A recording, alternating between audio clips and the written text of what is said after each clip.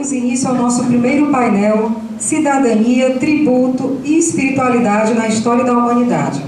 Para apresentar o nosso palestrante, Jean-Val Elan, convidamos o diretor do SINTAF, Pedro Paulo Mota Ribeiro.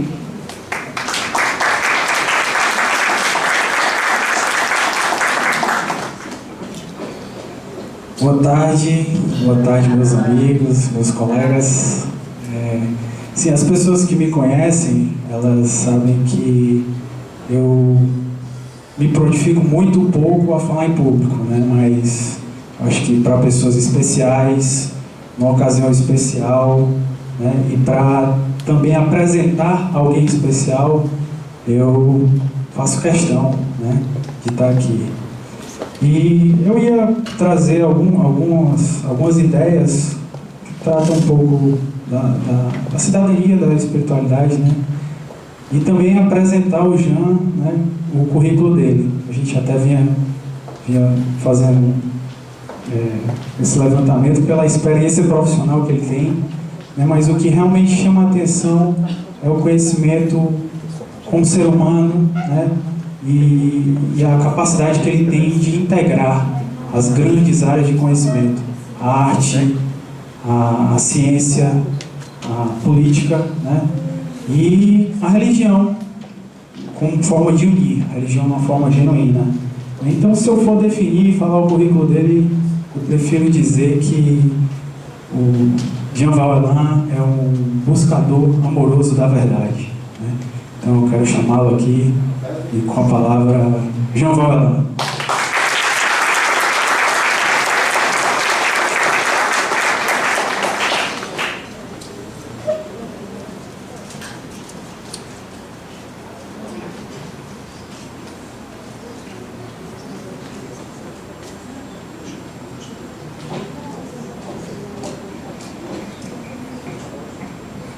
Pessoal, boa tarde. Antes de propriamente desenvolver o tema da palestra, eu gostaria de fazer o registro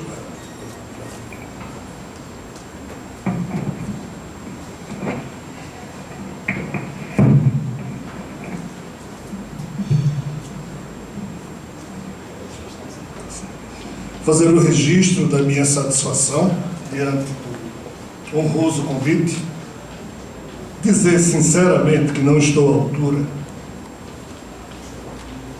para aqui estar perante vocês, mas generosidade e insistência amorosa é moeda rara nesse mundo, e o tributo de um ato tão generoso é exatamente a minha presença em aceitar esse honroso convite, que minha pequenez não deveria aceitar, mas dizer também da minha gratidão por esse momento que o convite me propicia de estar aqui com vocês, de ter recebido esse alimento espiritual maravilhoso no show do coral, de muita qualidade técnica, de muita ternura, de muito bom gosto. Enfim, sou eu que agradeço, bem-orado, o fato de estar aqui. Assim, vamos, pois, desenvolver o tema que nos foi solicitado: cidadania, tributo e espiritualidade na história da humanidade. E a junção desses três elementos, essas três componentes, me lembra muito Raul Seixas, o grande compositor e músico brasileiro, que dizia que toda a verdade do universo se resume à conta que você tem que pagar amanhã. Esse aspecto meio simplório, mas profundamente inteligente de Raul Seixas, né, de resumir tudo a uma questão de pagar uma conta, nos ajuda a refletir exatamente. E aí vai um pouco do que Nilson estava falando aqui, de como é que o ser humano chegou a esse ponto de se perder em relação a tantas coisas essenciais na vida e fixar a sua atenção em uma das componentes, que seria a atribulada vida material, das contas que a gente tem que pagar, e o tributo se insere nesse contexto. Assim, para a gente entender esse processo, nós temos que buscar ajuda primeiro na antropologia, que é a única fonte que talvez nos ajude a entender como esse aspecto da vida humana surgiu, o porquê dele ter surgido, e mais interessante ainda é perceber que a própria antropologia não consegue dar as respostas, mas nos dá pistas.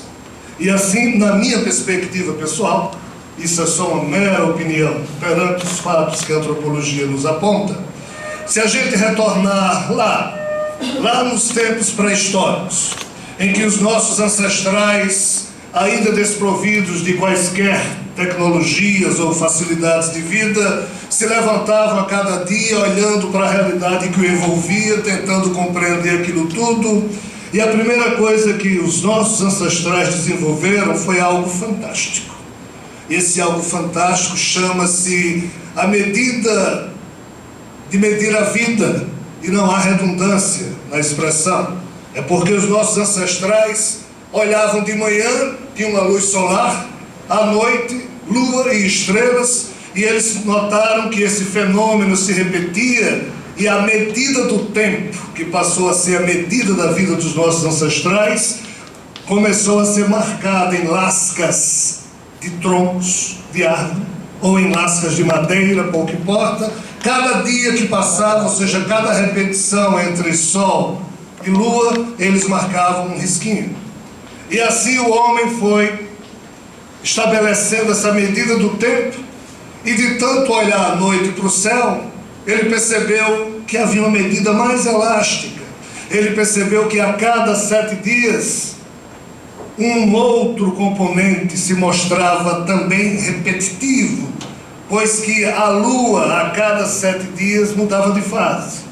E assim, ele foi percebendo agora não mais a medida do tempo só do dia, mas nasceu a noção de semana.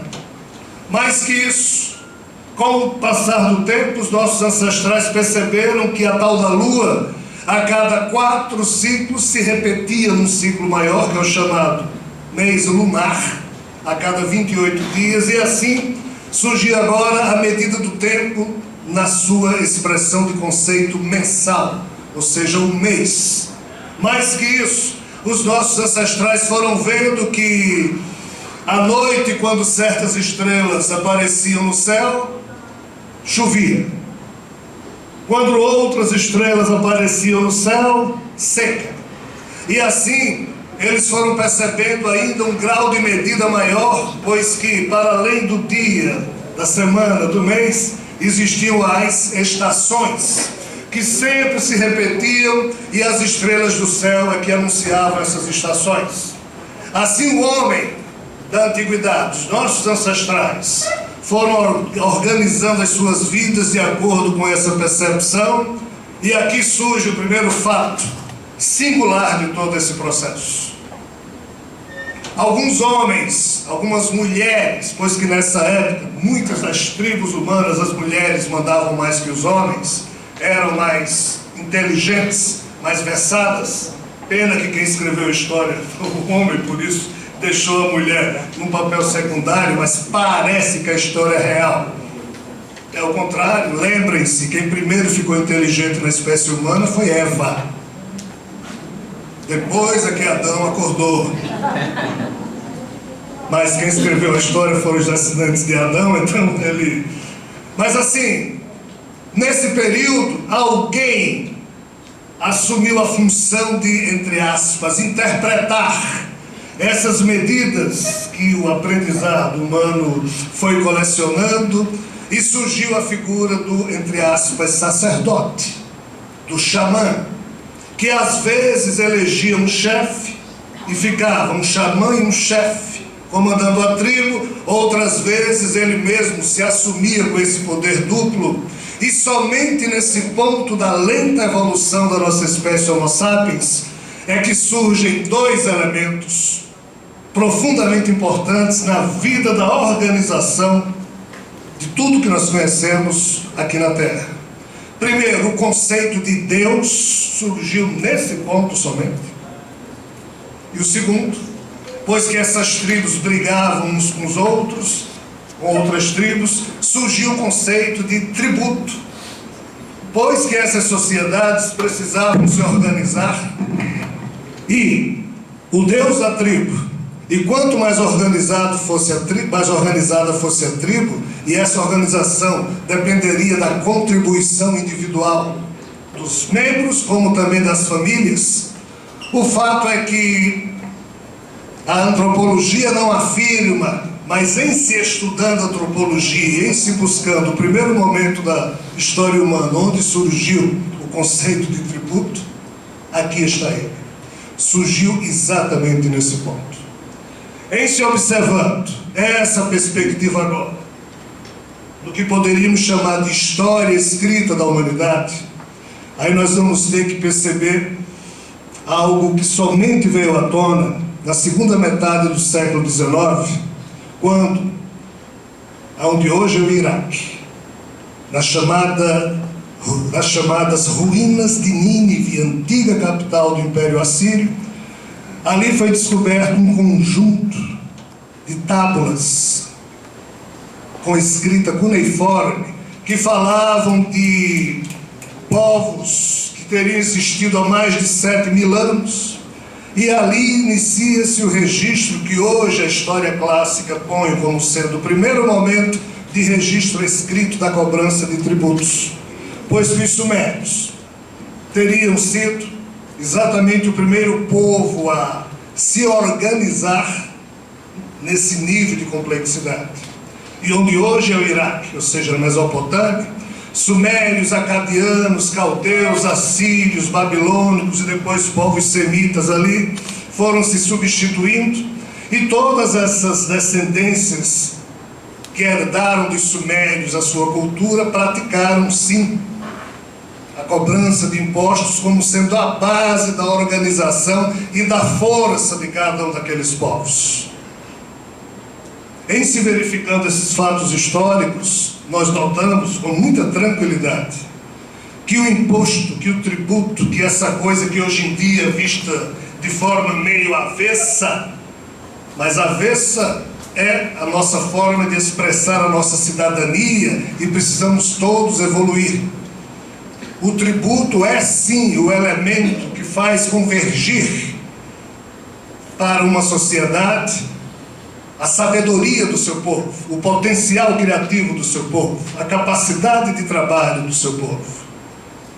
Nessa perspectiva, há um aspecto muito interessante, pois que por volta de 586 a.C., quando os judeus foram presos do chamado cativeiro da Babilônia, pois Nabucodonosor os levou para lá, e por volta de 530, quando Ciro, rei dos persas, liberta os judeus e permite que quem quisesse voltar para a sua terra prometida assim o fizesse, a própria Bíblia fala que os judeus durante mais de 2 séculos tiveram que pagar impostos ao Império Persa, ainda que livres, mas pagavam impostos. Enfim, na perspectiva histórica, o imposto também está presente e atrelado à noção de cidadania de cada um dos povos do passado.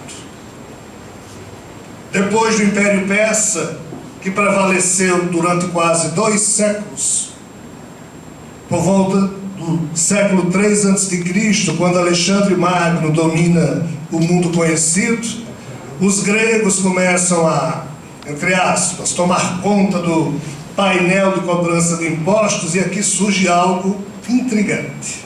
Nietzsche, filósofo prussiano e alemão, Friedrich Wilhelm Nietzsche. Nietzsche aponta uma reflexão que devemos hoje todos ter, pois que nos séculos anteriores ao tempo em que Jesus nasceu, na Grécia, o conceito do bom, o conceito do bem, o conceito do belo, estava atrelado àqueles cidadãos que, em tendo mais posse, contribuíam de forma mais expressiva e decisiva para o fortalecimento das cidades e estados gregos. O feio, o ruim, e aquilo, ou aquele, ou aqueles que atrapalhavam o progresso das cidades gregas eram exatamente os pobres. Olhem bem o problema. Os pobres que, além de não pagar impostos, além de não contribuir com o progresso coletivo, ainda eram, entre aspas, pedintes. Eles pediam sustentação, eles, entre aspas, além de atrapalhar o progresso coletivo, eles se tornavam um fardo para a sociedade. Vejam que conceito complicado. Segundo Nietzsche, Quem acabou com esse tipo de conceito foi o cristianismo. Pois que somente após o advento do cristianismo é que a riqueza se tornou feia e a pobreza se tornou bonita. Bem-aventurados os pobres de espírito, e aí alguém entende equivocadamente, dizendo: ei, essa pobreza de espírito é de ordem espiritual. Jesus falava isso. Mas é mais fácil um camelo passar pelo buraco de uma agulha do que um rico entrar no reino dos céus. Aí frases desse tipo foram colocadas no Evangelho, e numa análise fria, atrás do Jesus histórico, a gente se perde e fica tentando entender. Afinal de contas, quer dizer que riqueza só na vida lá no céu? Pois aqui na terra